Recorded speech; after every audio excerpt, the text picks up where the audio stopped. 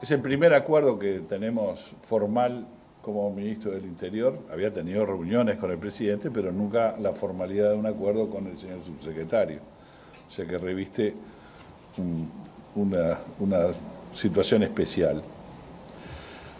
¿Qué le planteamos al presidente? Nosotros estamos muy preocupados, producto del éxito que se está teniendo en el combate del delito, las consecuencias que implica el sistema carcelario nuestro, que no está en condiciones y está totalmente colmado, en donde hay claros casos de hacinamiento que nos tiene realmente muy preocupados. Y en ese sentido, ya hemos estado hablando con la ministra de Economía y con el director de la Oficina de Planeamiento y Presupuesto y vamos rumbo a la creación de un fideicomiso a largo plazo para poder generar afectación del presupuesto de inversiones del Ministerio del Interior, más otros rubros que podamos tener, sobre todo de recursos propios, de proventos que tiene el Ministerio, para poder nutrir este fideicomiso y financiar a largo plazo la construcción de 3 centros carcelarios en el Penal de Libertad, y 3 barracones, le decimos, a los que son presos primarios y que no tienen riesgo en cuanto a su peligrosidad, a que puedan generar en el marco del plan Dignidad que tiene el Ministerio, por medio de trabajos en chacra, en talleres, en el interior, y poder sacar las cárceles que hoy están ubicados en el centro de las ciudades del interior, a las afueras, sobre todo en las chacras policiales, en donde hay espacio suficiente como para hacer estos barracones. Esto es una cifra importante que todavía no hemos terminado de estimar. En un principio se dijo que era 80 millones de dólares lo que costaría. Nosotros creemos que afinando el lápiz y dimensionando bien estos centros carcelarios va a sustancialmente bajar a 50 millones de dólares, según nuestro pronóstico, pero que todavía no está sustentado en números reales, por eso lo pongo entre comillas.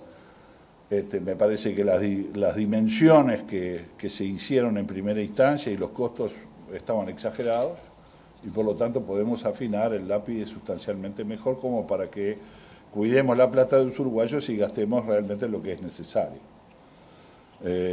Tengo que hacer el recorrido en el Ministerio de Economía, hablar con la ministra, tenemos, y con la Oficina de Planeamiento y Presupuesto, para poder nutrir de realidad, para poder proyectar y poder tener los recursos necesarios como para poder financiar. Esto para nosotros es muy, muy importante. Después, estamos dispuestos a hacer una inversión en el sistema informático de la Dirección Nacional de Identificación Civil. Como ustedes saben, tuvimos problemas el año pasado, en donde se pudo entrar.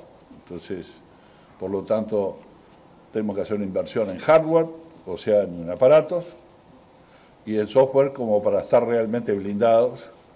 Y esto parecería que podemos tener posible autofinanciación producto de la necesidad o el requerimiento de muchas instituciones en el país de tener acceso a esta información que tiene identificación civil, que tiene su costo. Y por lo tanto, con ese costo podemos invertir $1,5 millones de dólares que es necesario tener para cambiar todas las computadoras a computadoras actualizadas, y un software que realmente tenga la seguridad de que no se pueda ingresar fácilmente. Estamos haciendo un llamado de interés a empresas para un sistema de control fronterizo en migraciones. No tenemos realmente un sistema eficaz de identificación y por lo tanto mañana se puede ingresar con documentos falsos al país, y esto es para nosotros un motivo de preocupación, que no es la barrera al no ingreso, sino por el contrario al ingreso de quien en definitiva tiene documentos legales, y por lo tanto tener un software en migraciones que pueda rápidamente chequear la información de identificación. Recordemos que Moravito entró con documentos falsos. Bueno, nosotros creemos que Migraciones, que está bien provista en el aeropuerto, según me dice el señor subsecretario, pero que es necesario tener para poder tener el control de frontera. Y después, como temas importantes, nosotros, el Ministerio necesita 500 patrulleros más. Nosotros tenemos una flota de 5.000 autos y motos. De esos 5.000, 2.000 son motos, pero 1.000 están en estado de radiada, se le dice. Deterioro, no sirve para nada. O sea, tenemos la mitad de las motos. Creo que fueron malas compras que se hicieron en el pasado, porque no han durado absolutamente nada muchas de ellas, y no tiene el sistema de recambio que tiene que tener este tipo de compras por el uso que da la policía patrullando. La gente nos pide más patrullaje, o sea, eso implica más vehículos y más hombres. Entonces, en el tema de vehículos, los autos, camionetas, camiones y buses que tiene son 2.700 que tiene el Ministerio, de los cuales casi 900 están radiados. Entonces, tenemos 1.900 en la calle, que además están en mal estado, porque tienen mucho uso. Entonces, el Ministerio del Interior se propone hacer un sistema de búsqueda, de reemplazo, con posibilidades de recambio, como ya hicimos con los patrulleros que hemos comprado, que lo hizo el señor subsecretario junto a Jorge Larrañaga unos meses antes de que yo asumiera, que ya están patrullando las calles de Montevideo, Canelones y muchos departamentos del interior del país, pero son 140, es notoriamente insuficiente. El Ministerio del Interior precisa tener 500 autos más. Y el Ministerio del Interior necesita 1.000 vacantes más. 1.000 parece que es una cifra muy importante y difícil, porque son 1.000 funcionarios más. Bueno, lamentablemente en el Ministerio del Interior hay 4.800 personas que están en situación de junta médica, certificados permanentes, 4.800 estoy hablando, ¿no? Y en STIP, que es el Sistema Transitorio de Incapacidad Parcial. Subsidios transitorios, perdón. No es sistema, es subsidio. Son 670 personas que están en esta situación. Nosotros estamos diciendo que esto no puede seguir así. Si hay gente que tiene incapacidad parcial, bueno, se la atenderá porque el policía está en riesgo, en vida, y nos preocupa el Estado. Pero hay en el sistema, lamentablemente, gente que abusa y que está permanentemente certificándose. No puede ser que 4.880 personas hoy estemos pagándole el sueldo y no está trabajando por juntas médicas que reiteran los certificados una y otra vez, y muchos de ellos, a nuestro juicio, o no están capacitados para seguir policía y por lo tanto los ampara el sistema de seguridad social propio de la caja policial, o por el contrario, vuelven al Ministerio a cumplir funciones. Tenemos que sacar de esos 4.880, 1.000. Y eso resolvería, para el Ministerio del Interior y para el planteo táctico que la policía tiene en la lucha contra el crimen, más patrullas y más efectivos, que es lo que está precisando en todo el país, para poder tener una fuerza preparada y acorde a la presencia que nos pide mucha gente en todos los barrios de las ciudades importantes, capitales del país, de la capital de Montevideo y las capitales de los departamentos, y además de presencia policial en los pueblos alejados, como nos están pidiendo en todas partes donde vamos.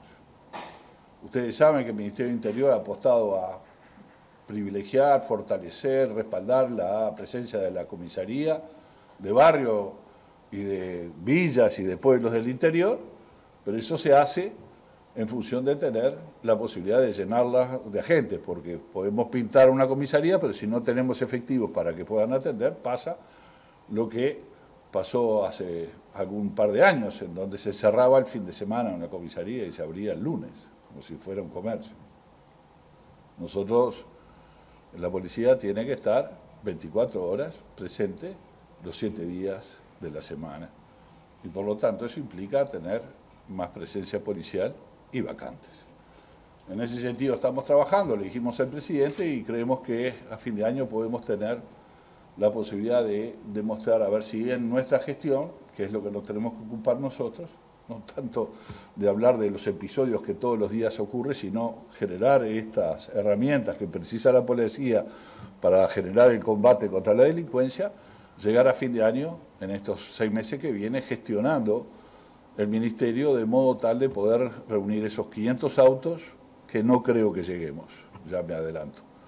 Creo que podemos llegar a tener la mitad este año, ojalá que podamos tener la mitad.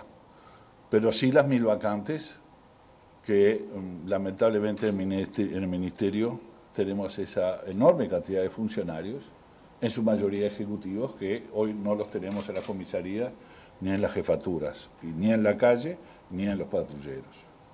Por lo tanto, vamos a hacer un gran esfuerzo como para poder revertir esta situación. Estoy a la orden de cualquier pregunta que quede clara, yo y el señor subsecretario. Bien. Buenas tardes. Ministro, quisiera consultarle por 2 episodios puntuales de estas horas. La investigación de la marcha de ayer con algunas denuncias por incidentes y daños a propiedades públicas y también qué información tiene sobre un crimen ocurrido en el Comcar muy recientemente.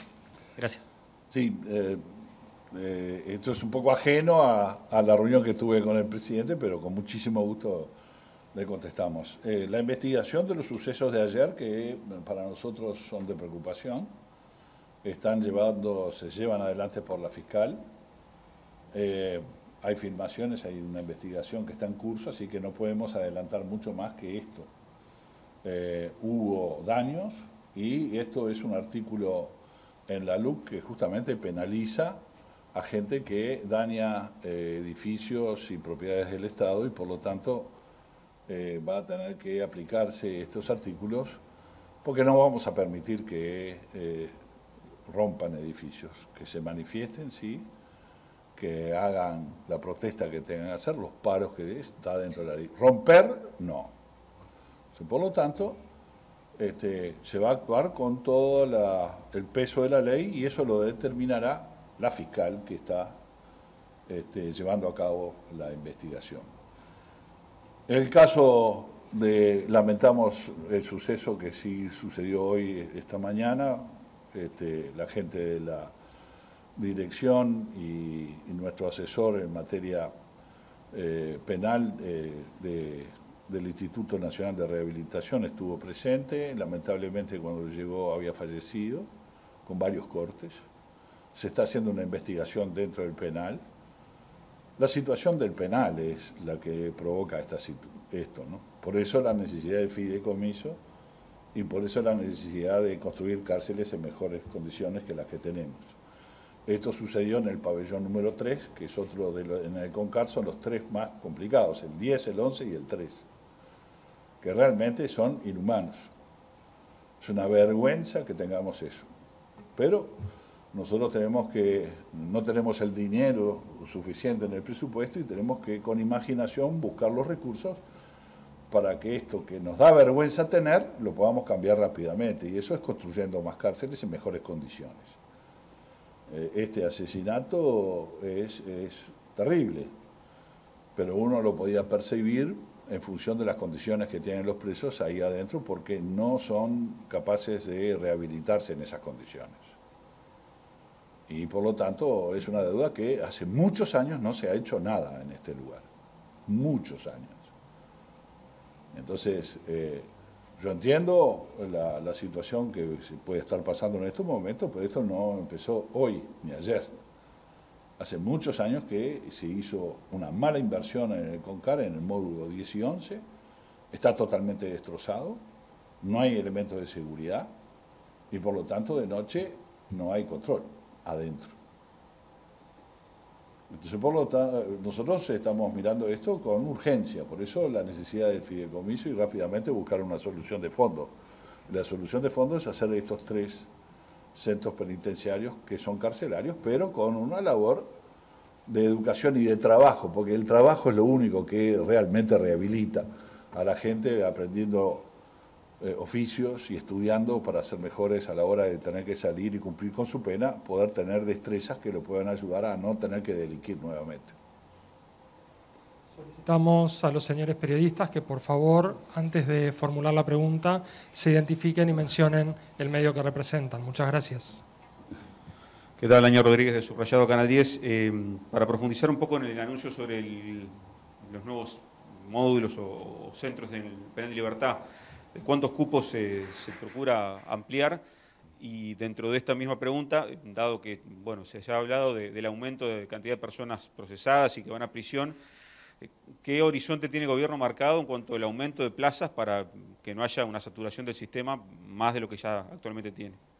Está bien, gracias por la pregunta. Los módulos carcelarios en el penal de libertad, cada uno son cerca de 500, no llegan a 500, son 460 plazas para cada uno. Son 3 de estas dimensiones. Los barracones pueden ser más amplios porque tienen un sistema de un régimen de semi-libertad porque salen mucho a hacer trabajos en la propia chacra y en las instalaciones que pueda tener en esos predios al aire libre. O sea que no hay una disposición carcelaria tan importante, sí cumpliendo la pena y no en plena libertad, o sea, tienen que estar dentro de conviviendo en el barracón. Esta situación es una situación que nosotros en la urgencia tendríamos que instrumentar cuanto antes, porque para eso creamos en la ley de urgente consideración 2 consejos, una comisión que estudia a largo plazo, a mediano y largo plazo, cuál es el sistema carcelario, cuál es la política carcelaria del Uruguay, que el comisionado parlamentario decía que estaba ausente, la estamos haciendo, ya se instaló la comisión, el señor subsecretario está dirigiendo estos trabajos, y entonces para nosotros es muy importante que haya una cantidad de gente experta que está estudiando y mirando lejos. Después el consejo es las instituciones representadas, está la policía, está el Ministerio de Educación y Cultura, está la Fiscalía y está el Poder Judicial. Ellos atacan lo que puede ser la estrategia ahora, en el diario convivir, que es estos problemas que se hacen en proyectos de rehabilitación y propuestas que todas son interesantes, pero que van a ser estudiados por gente experta en este tema. O sea, lo que son los planes que ahora hay para empezar a generar la rehabilitación. Bueno, los hemos instalado. Yo mañana de tarde tengo la reunión con el Consejo para ver un poco qué ideas tiene. Ya la comisión estudia a largo plazo, va a elaborar una política carcelaria, ya es más complejo eso, es mirando y proyectando el país a los próximos 10, 20 años. Buenas tardes, Rafael Guardia, Medios Públicos. Sí. Un par de preguntas tiene que ver, uno, con qué tan permeable es la frontera hoy, teniendo en cuenta esas deficiencias que marcaba usted en el sistema de identificación civil. Y por otro lado, las características de las compras de vehículos. Muchas veces en el Estado se manejan por precios y no por las calidades o las características que se requieren para desempeñar una función. Gracias. Primero, la primera pregunta es migraciones, no es identificación civil. Bueno, ahí vamos a ver un poco cuáles son las ideas. Por eso, primero queremos un llamado a ideas. Es muy permeable la frontera del Uruguay. Son muy permeables. Sobre todo con el Brasil, en donde no tenemos ningún tipo de accidente geográfico que pueda de alguna manera dividir la situación. O sea, no tenemos ahí un control eficaz. Entonces, a veces pueden ingresar gente que por lo menos por los lugares que habitualmente ingresa todo el mundo debería de tener un control migratorio mayor con mejor calidad tecnológica, como para poder saber que fulano de tal realmente existe y el rostro de la persona que está ingresando corresponde con la persona que estamos viendo en el momento de ingresar, como hace y como pasa en los países desarrollados del mundo. Y la otra pregunta era el tipo de vehículo. Bueno, nosotros queremos camionetas. Y las camionetas tienen que tener durabilidad. Y por lo tanto vamos a hacer un llamado a compras que no podemos comprar ya, porque no tenemos los dineros en el presupuesto como para hacer toda la compra que deberíamos. Vamos a buscar distintos sistemas para poder nutrir a la policía de los vehículos que está precisando. En la Junta Nacional de Drogas, que el Ministerio del Interior está representado por el señor subsecretario, ya estamos haciendo un pedido de muchos autos incautados que están parados, deteriorándose en muchas comisarías y en muchas reparticiones, que es realmente indignante verlo. Porque son autos de alta gama que la policía ha captado a los narcotraficantes, que pueden ir a remate rápidamente y que eso transformarse en camionetas que realmente la policía precisa para estar patrullando. O sea que sería un buen final que el narcotráfico terminara financiando el equipamiento de la policía, ¿no? Pero eso, la burocracia y el Estado uruguayo es muy lento, indignantemente lento.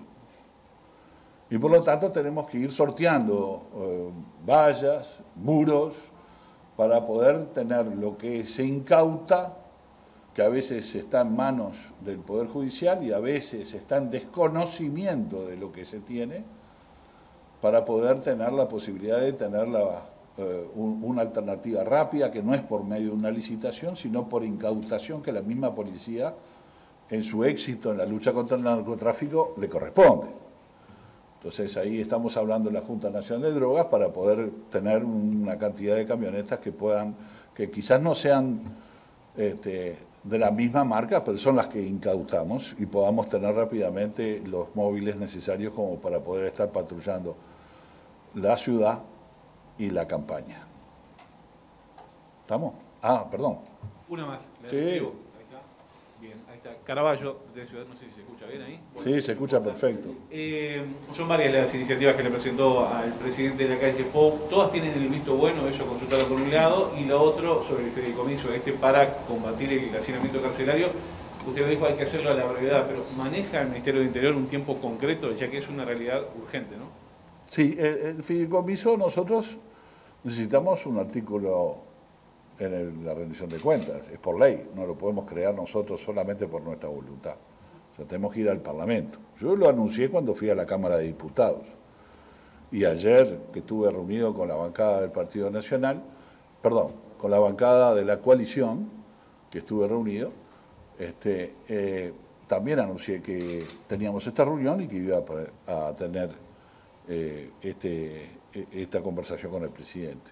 Ahora tenemos que afinar el lápiz, ¿no? O sea, después el segundo examen definitivo es con la ministra de Economía, que me va a preguntar los recursos que afectamos, cuánto es lo que estimamos gastar, en qué tiempo.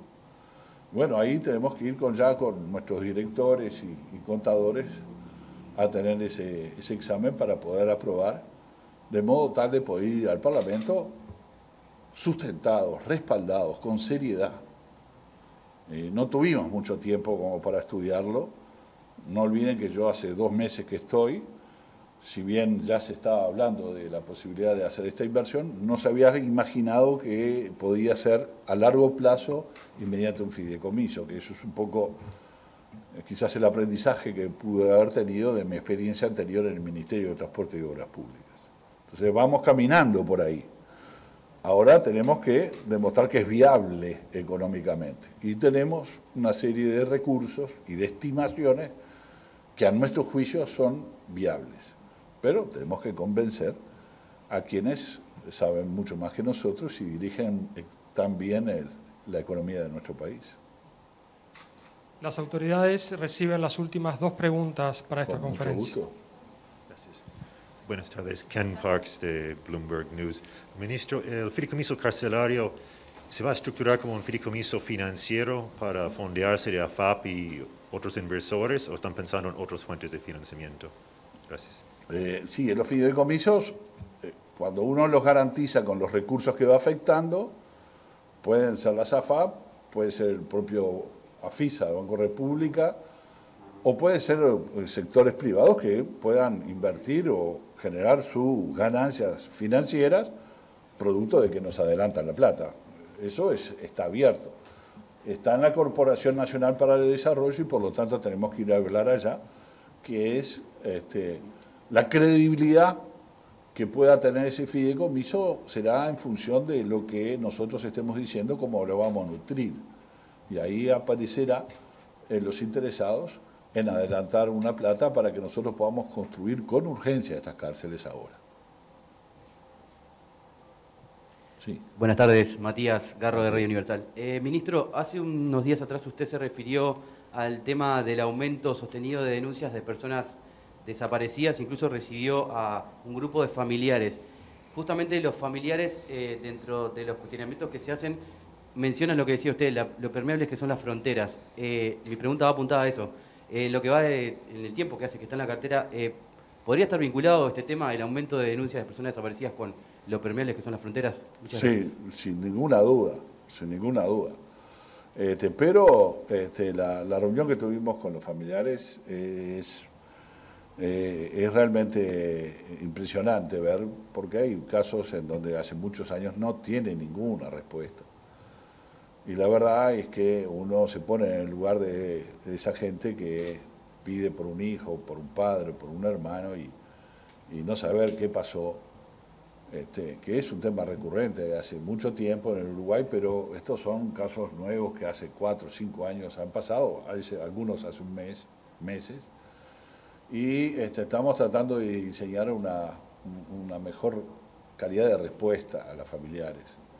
Creemos que los familiares tienen que ser atendidos incluso en la desesperación, porque si el Ministerio del Interior no tiene elementos de juicio como para decir si realmente el destino fue uno que no queremos, que puede ser la desaparición real en función de fallecimiento, o que se fue del país, bueno, creo que lo que necesitamos es tener una apoyatura humana y psicológica importante a quienes desespera por saber, ¿no? Ahí creo que hay un trabajo más fino que tiene que hacer la policía de estar en contacto. Ellos agradecieron mucho el recibimiento del Ministerio del Interior y quedamos en buscar una unidad de apoyo psicológico sobre todo, ¿no? Sin perjuicio de no rendirnos en los esfuerzos de buscar saber dónde están, ¿no? Que es lo que en definitiva quieren, ¿no? Saber si están vivos y dónde están.